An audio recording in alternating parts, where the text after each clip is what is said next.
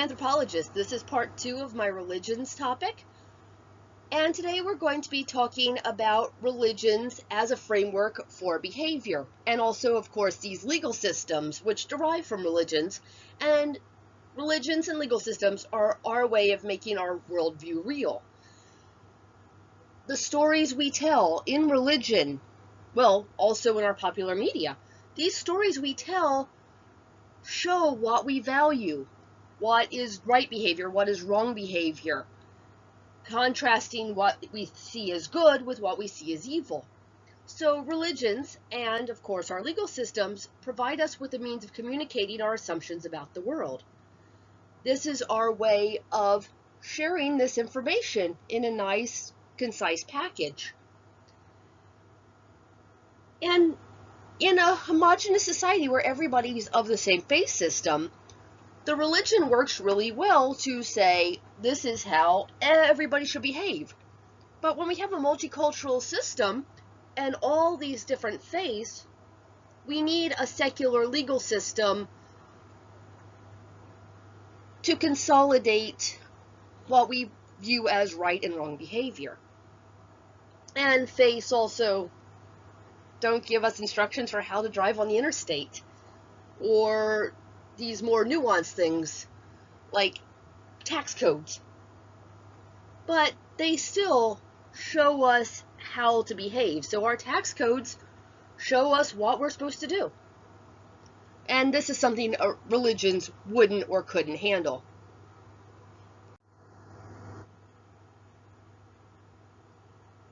The basic tenets of a religion are a reflection and an affirmation of a particular worldview. And it's generated by all aspects of the founding group's environment, the history, so social, political, economic situations all fuel their belief system, and it shows them what they believe the divine wants or would punish. This is a representation of the Salem witch trials, and New England is a very harsh environment. They didn't have grocery stores, so if they didn't work through the hospitable months where everybody was doing the planting, the farming, making blankets, making shoes, doing everything they need for the good of the community, it's the difference between life and death. So the religion in New England was harsh because of their environment, because of the economic situation they were in. And deviance in that community was seen as dangerous. And the Salem witch trials grew out of that fear of the different, those that could bring discord into their communities. So of course they persecuted people who weren't praying in the right way according to them, or women who would take too much power into themselves. So they saw any of these different behaviors as deviant, as a sign of the devil, because their religion showed that any time people deviated from the norm, it was dangerous. So that's what I want to talk about, is specific religious traditions form out of the needs of the community. So religion's a part of a cultural system that's innately connected to all the other parts. How a community gets its food, whether it's a harsh environment or a nice tropical environment, all feed into their faith system.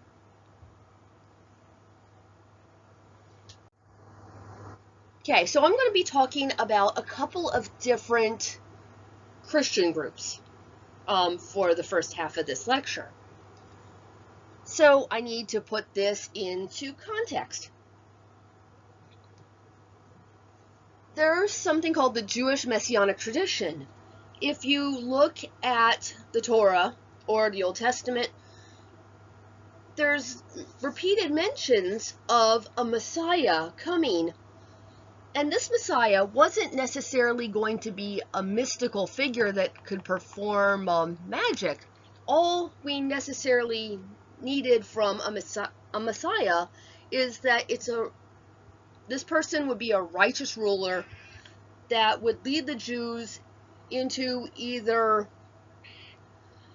a better place or overthrow the enemies, because the Messiah could have been a warrior. But so a righteous ruler from the house of David. So for 900 years before the Messiah figure Jesus appeared, the Jews had been looking for a Messiah. And when there was a great leader born, well, they weren't a great leader when they were little babies, but when this person became an adult and became a great leader, this person would get a following. And they would think, this is the new Messiah. So Christianity came from this looking for a Messiah. So the origins of Christianity can be understood as branching off from this long-standing tradition within Judaism, stimulated by a particular set of historical circumstances and the relations to a group of people to those circumstances. And from an anthropological perspective, Christianity must be viewed as a branch of Judaism.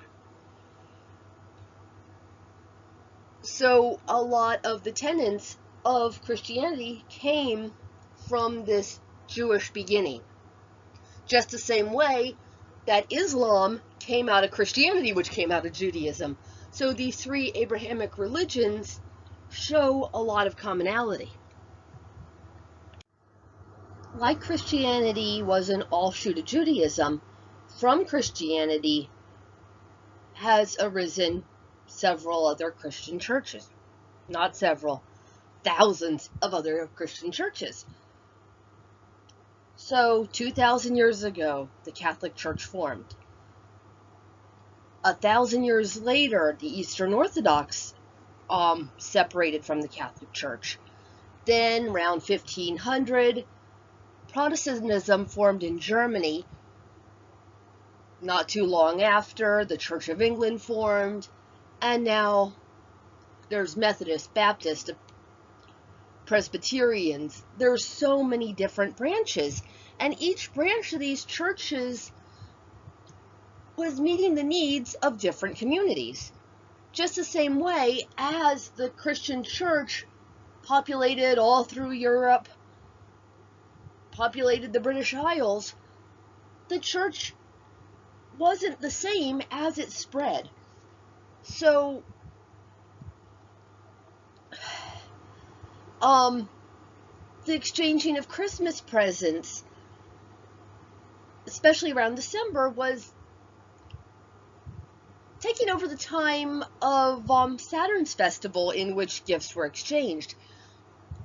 The Easter holiday melded with the spring fertility holidays, and that's how we get Easter eggs and maypole dances and all the other holidays that are part of larger Christian traditions, but they came from earlier non-Christian roots. So religions change to meet the needs of their people, and as religions spread, they both change, and if they change enough, they could branch off into new religious faiths. We have to use some general principles to look at religion through an anthropological lens. These principles deal with what types of religions one tends to find in what cultures. So, hunter-gatherers tend to be egalitarian polytheists. Agricultural societies tend to either have hierarchical polytheism or monotheism. So, we're going to look at two different Christian groups. And examining the roots of the Hutterite Brethren or the Holiness Church gives us insight into how culture shapes one's faith.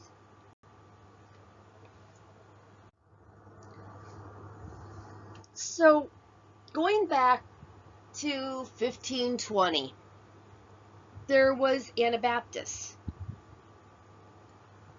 Okay, first, before I explain what Anabaptists are, I know some of my students don't know what baptism is, which is a religious rite in which one is brought into the member of that religious community. Sometimes it's through oil on the head, sometimes it's through full immersion into a pool, sometimes it's by water placed on the forehead. So there's different types of baptism depending on the faith. But typically, most Christian churches baptize children in infancy. The Anabaptists said this doesn't quite work because infants aren't able to understand the vows that go along with baptism. We're going to wait until someone is old enough to actually understand what it means to be baptized into the religious community. And this was heresy. Both the Catholic Church and the new Lutheran Church that had formed in Germany were both like, yeah, no, this is not the way we do it. They're heretics. Hutter was one of the leaders of this Anabaptist movement. He was burned at the stake, and so his followers called themselves the Hutterite Brethren. You might know other Anabaptist groups, such as the Mennonites and the Amish. These are three related religions, but they're not the same. They have somewhat different practices. So, besides being Anabaptist, they believed that they didn't need a priest to interpret and mediate. They needed to just read the Book of Faith themselves and interpret it on their own. So, once again, this was heretical practice. So, their defense was to cluster together and live in a tight community. There's safety in numbers. So it worked for them. One, a lot of the people following the Hutterite movement were skilled artisans. They were candle makers, they were shoemakers, they could make houses, they were farmers. They had skill sets that allowed them to be self-sufficient. Also, they believed that this lifestyle of communal living and being misunderstood outsiders was just exactly like the original Christians lived, so they were more in practice with the first Christians. And as I said, it was a defense. This communal living helped them protect themselves from the outside world. And they moved all around Europe. Eventually, they settled in the New World. And they were in the United States. Around World War I, some young Hutterite men were drafted for the war, and they're pacifists. And so these young Hutterite men were put in prison, and I'm not sure, I think 4 died while on hunger strike. And so they mostly moved up to Canada, and now they are starting to move back into the United States. So they live in a way where the community owns all the property. I mean, the community members can have small trinkets, they can have ribbons that they want, or a camera, or these odds and ends that they have a little bit of money to buy, but their clothes, what they make, but the shoes they wear, the eyeglasses, everything is provided by the community. They have communal vehicles, they have communal threshing machines and farm manufacturing machines. The houses are all owned by the community. And How to Get to Heaven with the Hutterites is a really great video. It's an hour long that they're explaining their lifestyle.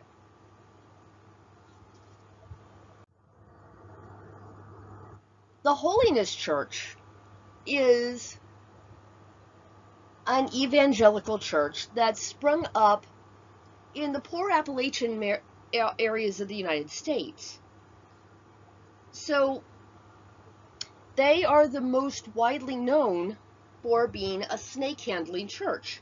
And they get this part of their faith from the book of Mark, specifically Mark 16, verse 18. But I'm going to read you the line before and after it. And these signs will accompany those who believe. In my name they will drive out demons. They will speak in new tongues.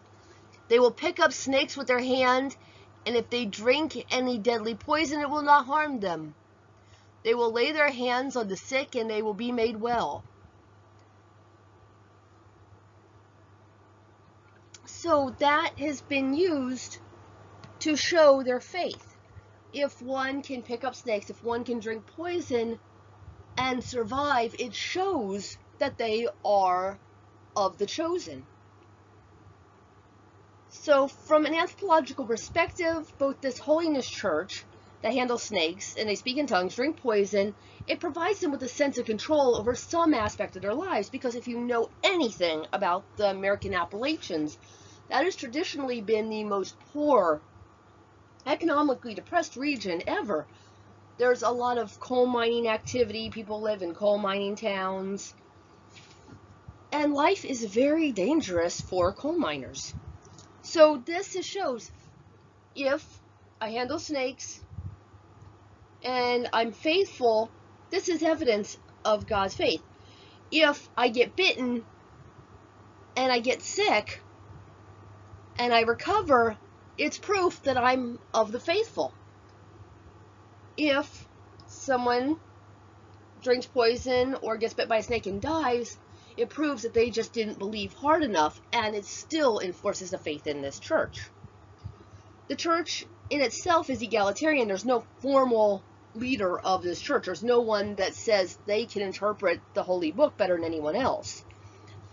If the Holy Spirit calls upon a member, they get up and testify. They're the ones that speak tongues. They're the ones that bring their message to the rest of the congregation.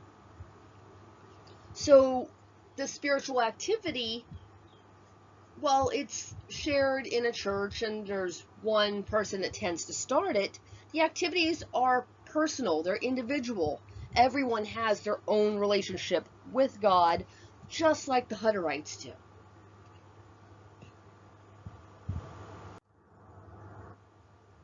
So rituals, just like going to daily prayer service or handling a serpent when called upon,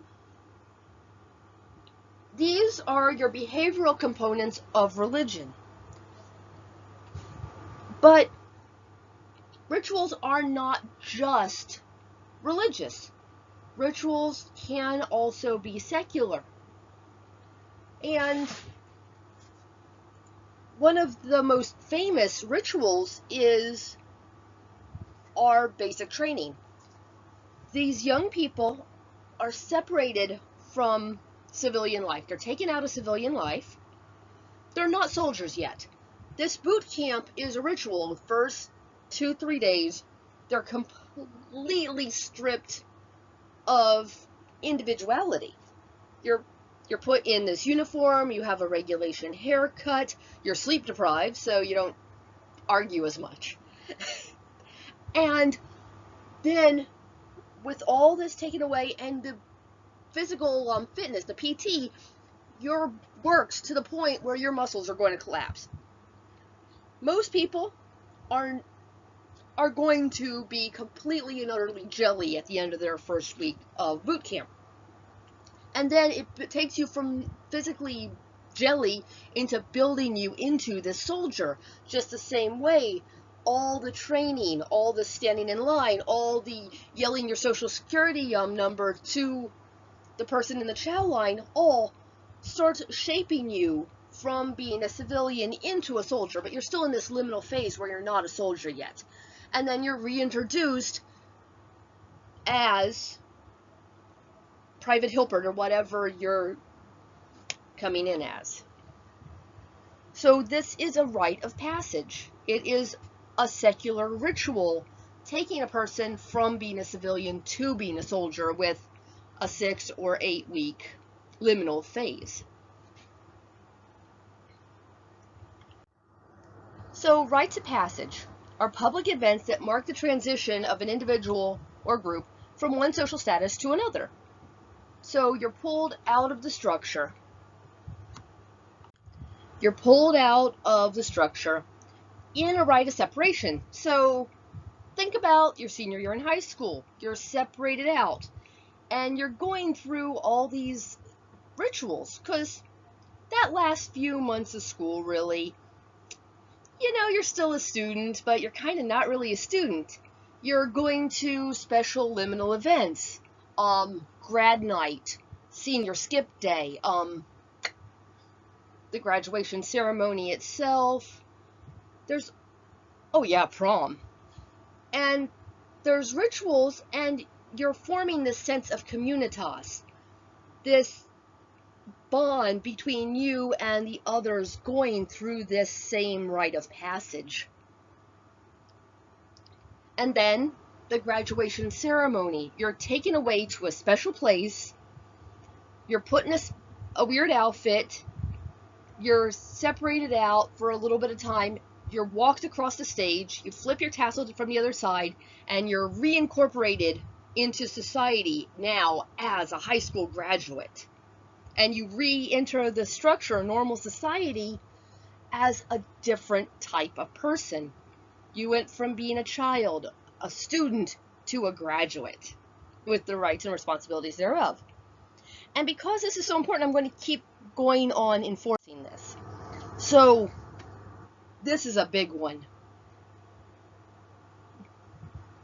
This woman here, Jean Grey, she is being taken out of her former status. She's not single, but she is not a wife yet.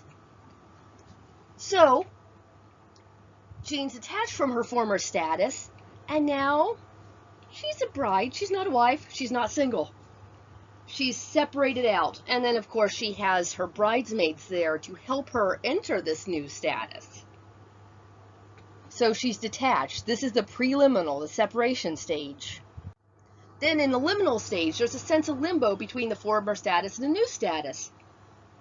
Not single, not a wife. They're in this separate state. Of course, the groom, not single, not a husband, liminal state. And they're experiencing this liminal state, the sense of communitas, the stage that members experience this feeling that's supposed to bond them. They go through all this, everybody's looking at them. There's all that ritual process going on during this liminal phase. And then phase 3 is reincorporation, the post-liminal phase. So she's no longer Jean Elaine Grey. He's not just James Logan Howitt. They are now Mr. and Mrs. Howitt. And they're reintroduced with these rights and responsibilities as part of this ritual process. They're reincorporated into society now as Mr. and Mrs.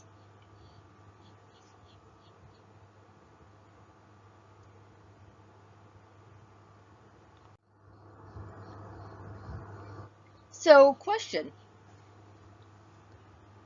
What's the difference between religion and legal systems? I already talked about it, so what's the difference?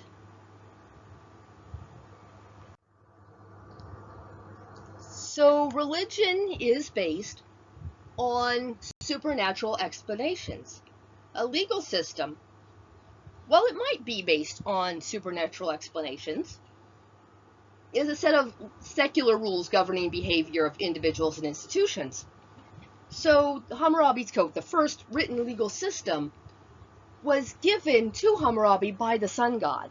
So it does have a base in religion, but they're not dealing with religious issues. What they're dealing with is if a construction person builds a house, the house collapses and kills people. Because of his work under Hammurabi's Code, the construction person's life is now forfeit. That eye for an eye, tooth for a tooth thing comes out of this. So, Hobel's definition of law.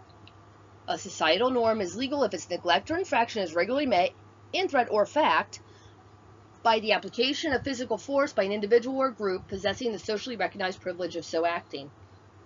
I gave you this definition last week, but remember, if we don't pay our taxes, it's an infraction. If we run a stop sign, it's an infraction. We're threatened by being punished, because I can't, in fact, punish everybody that breaks all these rules, but that threat keeps us in check. By the individual or group possessing the socially recognized privilege of punishing us, which again is the justice system, specifically judges and juries.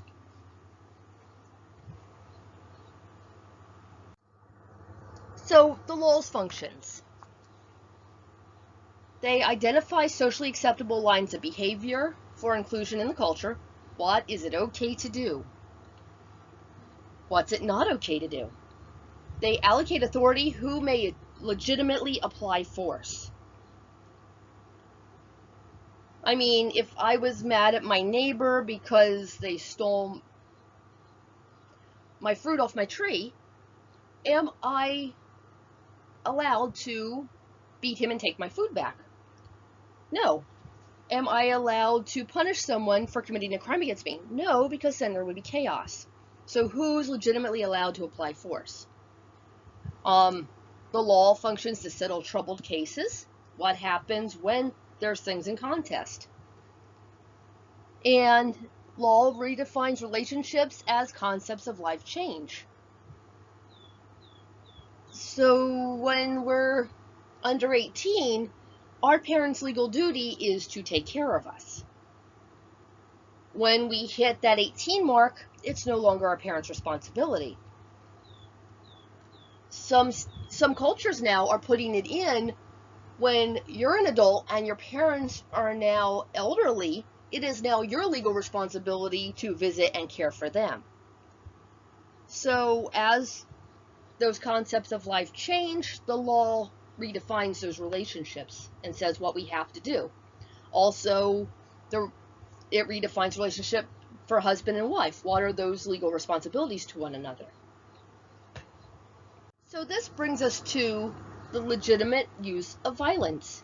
You can't construct or maintain a nation state without a force that can stop wrongdoing, punish wrongdoing. Who is able to enforce these laws? So nations can and do eliminate or force into submission people who refuse to conform. Nations can and do wage war with other nations. So I decide I'm mad at Canada. Canada doesn't have the right laws. I can't go to war against Canada. I'm an individual. But if my government agrees that whatever Canada was doing was wrong, nations can and do wage war against other nations for religious, cultural, political, and economic reasons. I'm using Canada as a wild example. Not expecting us to have any problem with them. They're awesome.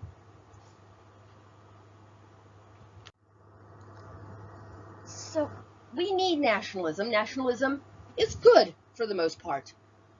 We couldn't have the United States had we not had nationalism. We went from being British citizens to Americans. And this is a cultural shift. It's not like we automatically got new on blood. It's not like we really changed. It was a social movement. So nations are constructed through social and cultural engineering.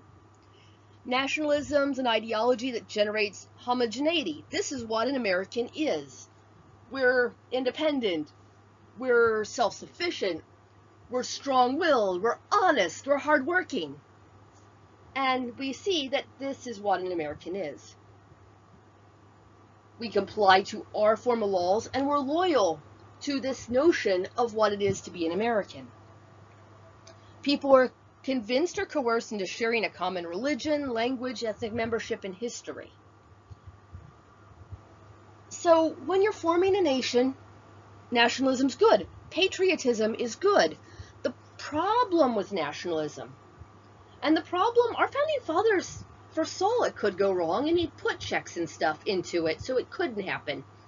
because they were afraid of the tyranny of the majority. They were afraid of it getting out of hand. So they tried to make sure we had in place, like the Supreme Court, to keep us from that. But they knew that nationalism could create an us against them. And when it gets too much us against them, that's when we get that hyper-nationalism that's so dangerous. That hyper-nationalism that caused the Nazis to rise, that caused the Italian fascists to rise up under Mussolini, which kind of has led to Brexit and a lot of nationalistic movements against immigrants. So nationalism, while in itself isn't bad, it can lead to that us against them. So I bring this up under the religion chapter because, like religions, it's a system of belief. It shares anthropological characteristics with the religion. We have sacred narratives, thinking of our General Washington in his story about us crossing the Potomac, or when he was a child, the proof he told his father he cut down the cherry tree, proving what an honest man he was to become the father of our new nation. Our sacred symbols, the eagle, the flag, the Liberty Bell, and the spirit of liberty resides in this sacred symbol, the Liberty Bell. And we also have rituals. And our pledging of the flag addresses the sacred symbol of our flag and the ritual of reciting the special words. And if you don't think it has a commonality with religion, think about what happened when the football player chose to take a knee instead of standing during the Pledge of Allegiance. He took a knee specifically because this is how soldiers honored the dead. So it was in his mind honoring the idea of the flag, but also showing he's in mourning for what was going on. But because he didn't perform the ritual correctly, because it was seen as dishonoring the sacred symbol, he was attacked. Mind you, how many people are wearing bikinis and has handkerchiefs with the American flag on it? So I'm thinking it was the protester they were actually protesting and not the disrespect of the ritual. But that's a different story. So all nations have these symbols, rituals, narratives. That's part of nationalism. But I need you guys to think about the ultranationalism. So when it's twisted, and the Nazi Party took nationalism and these symbols to show their supposed superiority. I want you to think about that, and this week's class discussion is going to be on ultranationalism and also how religion and nationalism are twisted together that lead to terrorism, that lead to war, that lead to genocide. I want you to think about them, look at the similarities, look at the differences, and then think about ways that we can protect ourselves from our beliefs being twisted and used against how we would really want them to be used. I know, deep and heavy thoughts to end the anthropology series. I hope you got a lot out of it. Thank you, and all take care of yourselves. Goodbye.